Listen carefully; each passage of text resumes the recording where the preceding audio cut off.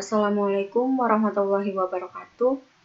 Nama saya Dewi Amberwati, NIM 18101115 dari kelas S1 TT06D. Cita-cita saya ingin menjadi pengusaha yang sukses. Selanjutnya di sini saya mendapatkan modul 3, yaitu materinya tentang pointer. Pointer merupakan salah satu fitur penting yang hanya terdapat pada bahasa C++ yang merupakan turunan dari bahasa C. Pointer sangatlah powerful dan membentuk bagian yang sangat besar dalam bahasa C++. Pada beberapa kasus seperti untuk implementasi struktur data, pointer berguna untuk memprogram dengan baik dan memberikan kendali yang lebih besar bagi pembuat program untuk memanipulasi objek. Hal yang penting harus diingat bahwa pointer adalah suatu variabel yang mengandung alamat memori dari objek lain. Pendefinisian pointer dalam kode program adalah dengan menambahkan kode asterisk bintang di depan nama pointer seperti contoh berikut. Nah, ini contohnya.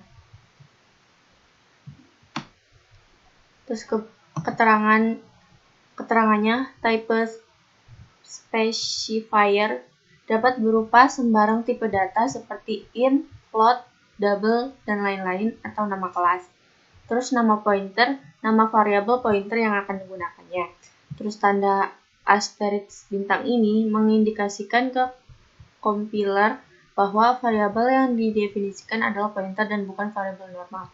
Ini ada contohnya. Ini. Terus yang kedua, mengisi variabel dan mengakses nilai variabel pointer. Suatu variabel pointer dapat menunjuk ke alamat memori variabel lain. Contohnya adalah sebagai berikut. Ini contohnya, contoh variabelnya. Nah, dari hasil tersebut membuktikan bahwa suatu variabel pointer dapat menunjuk alamat memori dari suatu variabel. Selain itu, variabel pointer juga dapat digunakan untuk mengakses isi dari suatu variabel. Berikut contohnya. Ini contohnya. Contoh pointer mengakses isi suatu variabel. Nah, dari kedua contoh tersebut terdapat kesimpulan bahwa operator pointer ada dua, yaitu yang pertama operator reference. Operator reference yaitu mendeklarasikan suatu variabel di dalam penggantian memori. Operator ini biasa disebut dengan address of. Nah, yang kedua operator difference. Operator difference yaitu dapat mengakses secara langsung nilai yang terdapat di dalam variabel yang berpointer.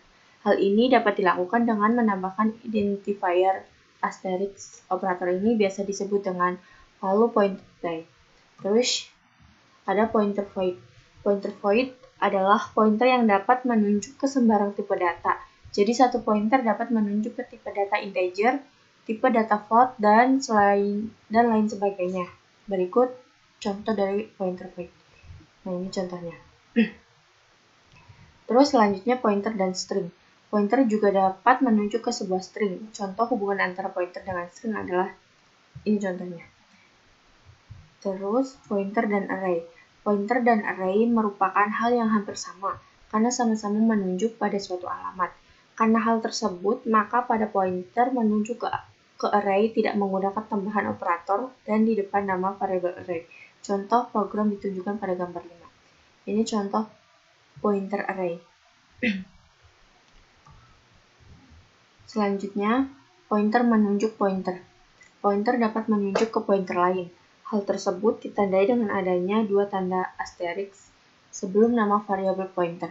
Contoh programnya ditunjukkan pada ini. Ini contoh pointer array. Selanjutnya, pointer dan fungsi. Pointer dapat menjadi argumen untuk dilewatkan ke suatu fungsi. Berikut adalah contoh penerapannya dalam program.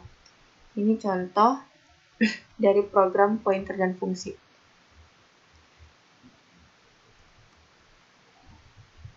Selanjutnya, pointer to object. Pointer dapat menunjuk poin ke objek sama seperti ke tipe data atau array. Pointer to object digunakan ketika tidak diketahui seberapa banyak objek yang akan dibuat selama program tersebut berjalan. Ini contohnya.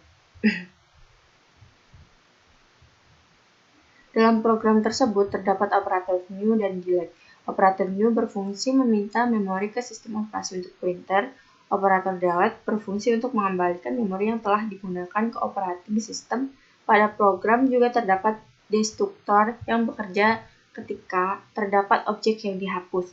Pada output tersebut, destruktor bekerja 2 kali, yaitu ketika operator delete bekerja dan ketika program berakhir. Nah, selanjutnya array of pointer to object. Salah satu konstruksi pemrograman yang umum adalah array pointer untuk objek. Pengaturan ini memberikan akses yang lebih mudah dan lebih fleksibel. Ini contohnya. Lumayan ya. Ke grup objek dibantu. Contoh program, ini contoh dari program array of pointer to object. Nah, selanjutnya kita akan menjelaskan programnya. Di sini sudah ada program kelas banjir. Terus char nama, kondisi, string status, dan in level. Kenapa di sini pakai in? Karena kita nantinya akan menggunakan bilangan bulat. Public page get data. Cout masukkan nama kota. Dan kita masukin namanya kota apa, terus apakah kota tersebut rawan banjir. Nah, apakah pernah terjadi banjir, nanti bisa kita masukin ya atau no atau tidak. Terus ini kondisinya akan keluar berapa level banjir. Statusnya di sini jika aman berarti keluarannya akan kota berstatus aman, warga bisa beraktivitas seperti biasanya. Terus kondisi keduanya kalau statusnya waspada berarti keluarannya akan kota berstatus waspada, warga diharapkan waspada saat melakukan aktivitas. Terus selanjutnya itu statusnya bahaya. Nah, keluarannya akan kota berstatus bahaya, warga diminta tetap di rumah. Selanjutnya, kita masukin nama dan memiliki level berapa dan statusnya sudah apa. Terus, kelas selanjutnya kelas hujan. Selanjutnya, kelas waktu, in waktu. Nah, di sini kan in waktu berarti kita nanti akan menggunakan bilangan bulat.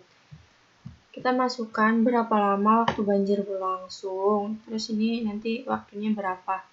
Nah, selanjutnya waktu dari lamanya banjir. Selanjutnya in main. Banjir T untuk array of pointer untuk kelas banjir. Nah, yang S array pointer untuk kelas hujan. Yang P array pointer untuk kelas waktu. In N sama dengan 0. Kita di sini buat perulangan untuk membuat objek dari array of pointer menggunakan pointer new dan mengambil data melalui member fungsi. Nah, T new banjir, terus new hujan, dan new waktu. Cout masukkan data lain, nanti kita masukkan lagi atau tidak. Nah, di sini nanti muncul rekap data dari yang kita masukin tadi. Nah, sekarang kita akan lihat output dari program yang tadi kita bikin. Terus,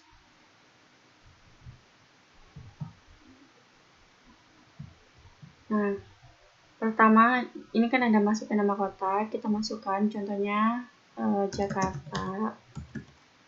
Terus di sini apakah kota tersebut rawan banjir atau pernah terjadi banjir? Kita masukkan ya. Nah, berapa level banjir? Kita masukkan 3 misalnya.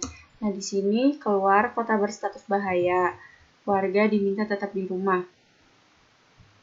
Nah, kurang lebih nanti outputnya bakal seperti itu semuanya.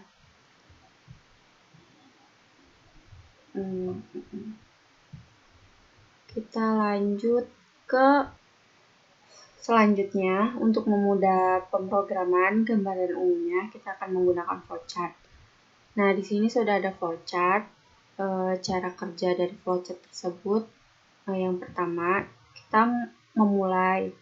Terus kita bikin kelas. Nah, kelasnya kan tadi ada 3, banjir, hujan, dan waktu. Di sini udah ada percabangan ya dan tidak. Terus di sini udah ada perintahnya masing-masing. Jika kita iya, nanti ada muncul perintahnya sendiri. Begitupun dengan hujan dan waktu.